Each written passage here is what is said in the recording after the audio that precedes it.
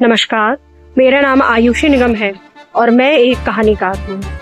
राहुल कोई बहुत बड़ा कंटेंट क्रिएटर नहीं था, वो ना कोई बहुत छोटा कंटेंट क्रिएटर था, बट वो एक मिड लेवल का था जहाँ वो समझ ही नहीं पा रहा था कि अब उसे कैसा वीडियोस बनाने, कैसे रिकॉर्ड करने। वो बहुत कंफ्यूजन में आकर के अटक गया था। लोग उसे मिड लेवल का कंटेंट क्रिएटर कहते थे।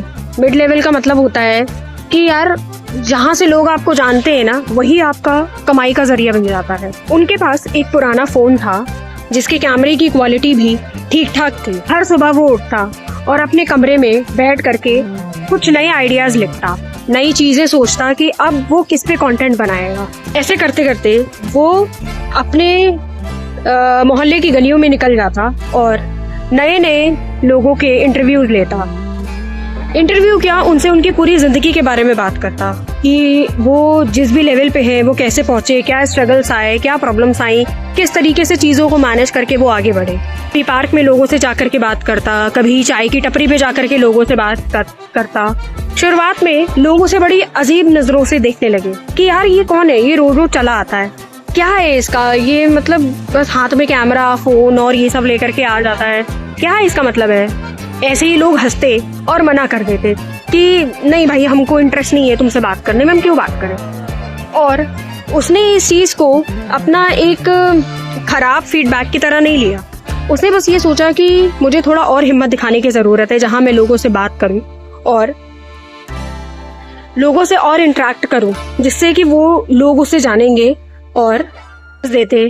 और कुछ लोग मना कर देते, लेकिन धीरे धीरे लोग उसे जानने लगे थे कि अरे ये तो वही लड़का है जो कहानियां दिखाता है, जो कहानियां सुनाता है। उसके वीडियोस पे लाइक बढ़ने लगे, कमेंट्स आने लगे, व्यूज बढ़ने लगे। अरे ये तो वही लड़का है, ये तो कहानियां सुनाता है।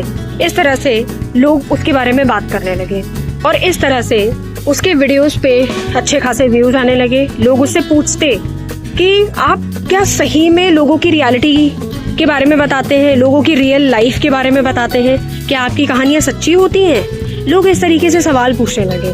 उसने बड़ी विनम्रता के साथ जवाब दिया कि जी हाँ, मैं पर्सनली लोगों को कांटेक्ट करता हूँ, उनके पास जाता हूँ, बात करता हूँ और हर एक चीज को प्रॉपर्ली रिकॉर्ड करता हूँ और मेरी कहानियों में कहीं पर भी जरा सी भी झूठ बात नहीं है, जितना भी है सब कुछ सच है। इस तरह से राहुल में एक नई प्रेरणा जागी, नई उम्मीद जागी। बट एक दिक्कत आ रही थी। अगले दिन जब वो शूटिंग के लिए निकलता है, अपने व्लॉग्स बनाने निकलता है, तब अपनी जब जेब को वो खंगालता है तो देखता है कि उसके पास सिर्फ किराए भर के ही पैसे हैं और वो भी एक तरफ का किराया, वापस आने के भी उसके पास पैसे नहीं हैं। ये देखकर राहुल का मन बहुत दुखी हो जाता है। घर का किराया, इंटरनेट का खर्चा, फोन की मरम्मत, इस तरीके से सारे पैसे इसको मेंटेन करने में निकल जाते, मगर राहुल के पास में एंड में पैसे बिल्कुल नहीं बचते हैं। और इस तरह से राहुल ने जो रफ्तार पकड़ी थी कंटेंट क्रिएशन की जर्नी में, वो रुकने लगी। उसने अपने फोन को देखा और कहा ये कंटेंट क्रिएशन की जर्नी मेरे बस की बात नहीं है, इसमें तो पैसा भी लगते हैं थोड़े बहुत। कहीं जा करके हम शूट कर रहे हैं, कहीं जा रहे हैं, पैदल जा रहे हैं या कैसे भी जा रहे हैं, तो उसके लिए पैसे चाहिए होते हैं। मेरे पास तो है ही नहीं, खत्म हो गए। और मन ही मन कहता है कि शायद ये कंटेंट क्रिएटर बनने का सपना मेरा सिर्फ सपना ही रह जाएगा। और वो इतना डिमोटिवेट हो गया कि उसने कुछ दिनों के लिए अपना कंटेंट बनाना ही बंद कर दिया। फिर आया एक नया मोड़। एक मोहल्ले के अंकल जी थे, उन्होंने राहुल को पास में बुलाया और बोलते हैं कि राहुल, तू तो पढ़ाई में भी अच्छा है ना। राहुल कहता है जी अंकल, मैं पढ़ाई में अच्छा हूँ। वो पूछते हैं क्या तुम मेरे बेटे को ट्यूशन पढ़ा सकते हो, मैं महीना तुम्हें 2,500 से 3,000 रुपए दूंगा, तो मेरे बेटे को पढ़ा दो।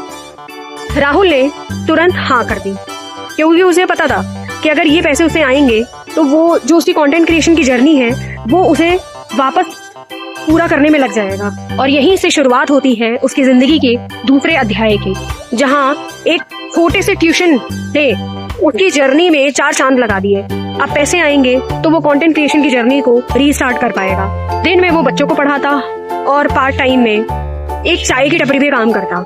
इससे थोड़े पैसे आने शुरू हो गए थे। शाम को जब घर लौटता तो वो बहुत थक जाता, उसके अंदर हिम्मत नहीं बचती थी कि वो काम कर पाए। और हर दिन वो थोड़े थोड़े पैसे बचाना शुरू करता है और अपने बचाए हुए पैसों से वो सेकेंड हैंड कैमरा खरीदता है। और जब वो कैमरा उसके हाथों में आता है तो उसकी एक अलग ही लेवल की फीलिंग होती है, क्योंकि उसने उस दिन से पहले उस कैमरे को कभी नहीं देखा था। जैसे ही वो कैमरा उसके हाथ में आया, उसकी आंखों में एक अलग सी चमक थी, जैसे उसके सपने को फिर से किसी ने जगा दिया हो। अब उसकी वीडियो क्वालिटी मच बेटर होती थी और लोगों ने उससे रिकनेक्ट करना शुरू कर दिया था।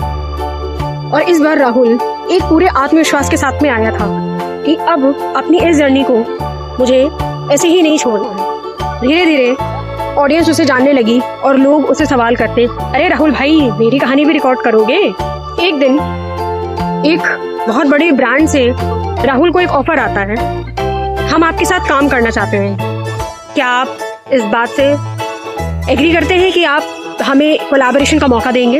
उस रात राहुल बहुत देर रात तक जागा और अपने पुराने फोन को हाथ में लेकर के सोचता है, ये वही फोन था जहां से मैंने अपनी कंटेंट क्रिएशन की जर्नी को स्टार्ट किया था।